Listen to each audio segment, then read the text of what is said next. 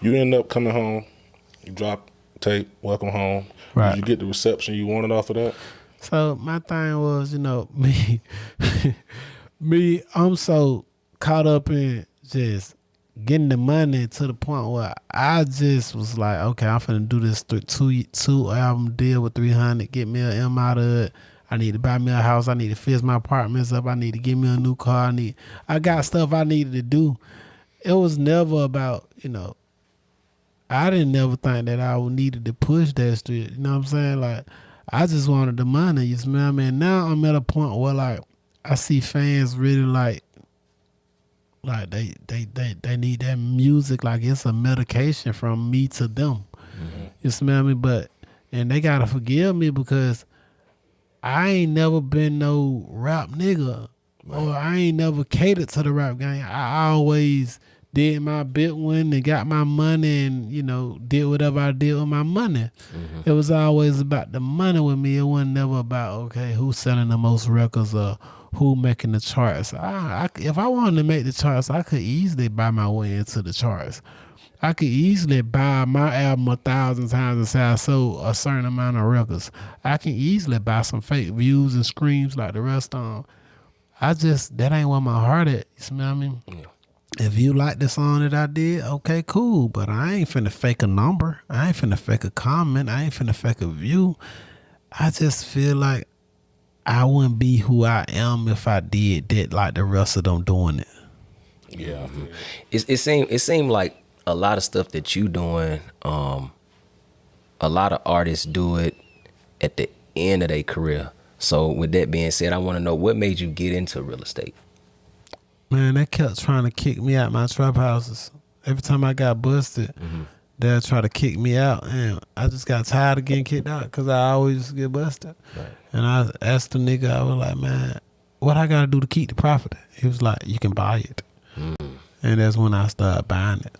Gotcha. Your first apartment complex you had bought, when you ran across that, did you have it in mind off top that nobody's going to pay nothing here? Or I was in my head like, when you have a rise and fall and everything, not even just getting caught up in the dope game, but, it come a time when, crack was a big thing. Heroin was a big thing. Fentanyl was a big thing. Ice was a big thing. Mid was a big thing. Then they had Zod. Then they had Perp.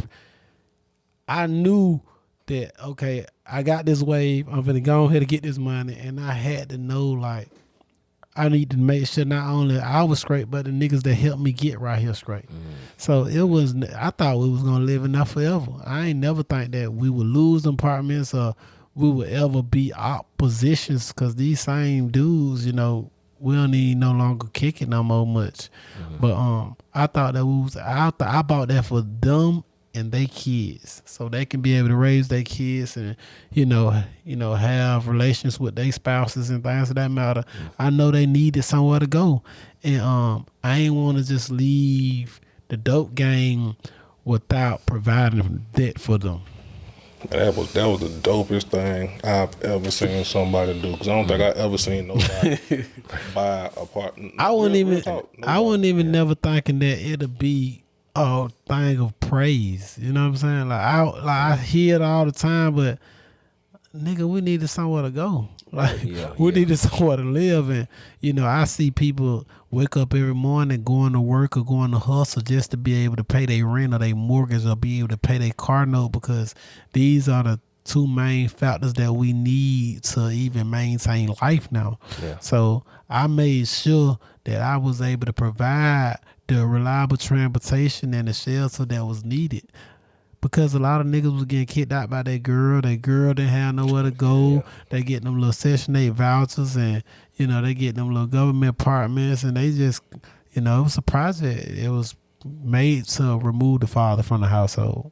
Right. And I needed to make sure all the fathers was around me was straight, and I did that now. Gotcha. And then, a couple more questions, man, before we get you out of here. Well, before we get out of here.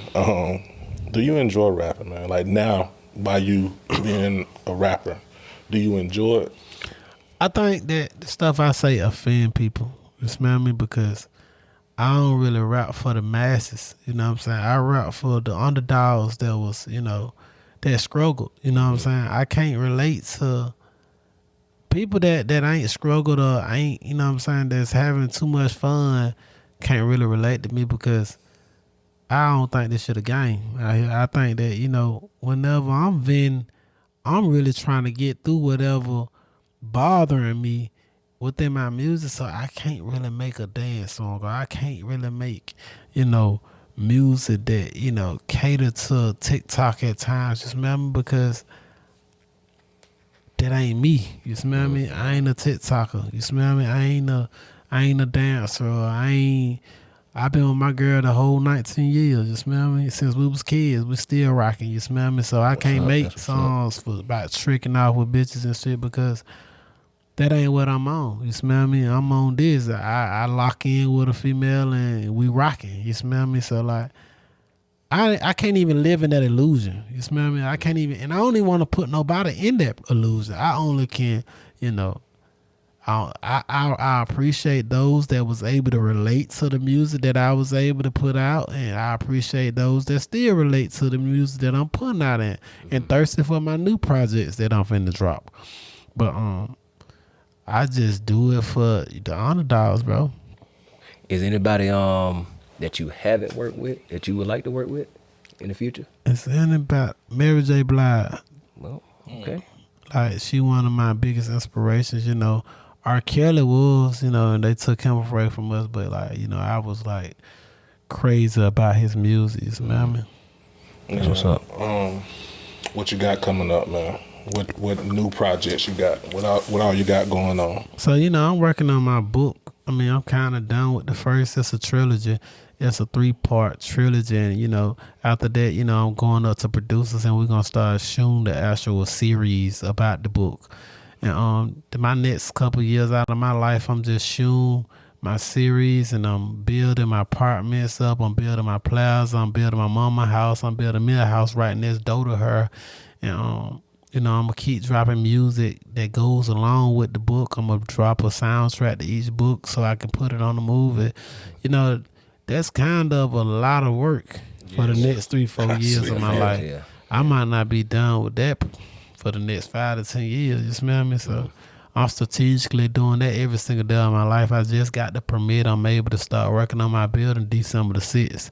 So that was a massive accomplishment, dealing with the city of Atlanta and going through all those different channels I had to go through, because they gave me hell. Yeah, them permit guys, boy, they'll hold some shit up. Nah, for real. Yeah. So when the new music come, I'm the music fan over here. Like, I like the music. I'm gonna start dropping this week. I dropped some with Apple Music. It's just different people that come around that I do drop the mics and stuff with. But I don't like doing nothing for nothing, so I try to attach whatever project I'm dropping with some kind of product. It's Chosen is my next album. That's my book. That's my series. That's everything. So I'm putting everything towards that. You smell me? And I just don't believe in just doing nothing for nothing, bro. I think just, if you ain't living for a purpose, then you worthless. That's just me. I don't know. Like, I can't just go out like that, John. If I just gotta hold it until then, that's what I'm gonna do. You smell me? But and when I come, I can shoot hard. You smell me? And I can enjoy life, and I couldn't put too much into the last situation because I wasn't with them long. And no sense of you putting that into something like that and they gonna make all the damn money. No, sir. I gotta make sense, baby boy. Yeah, I feel you, man.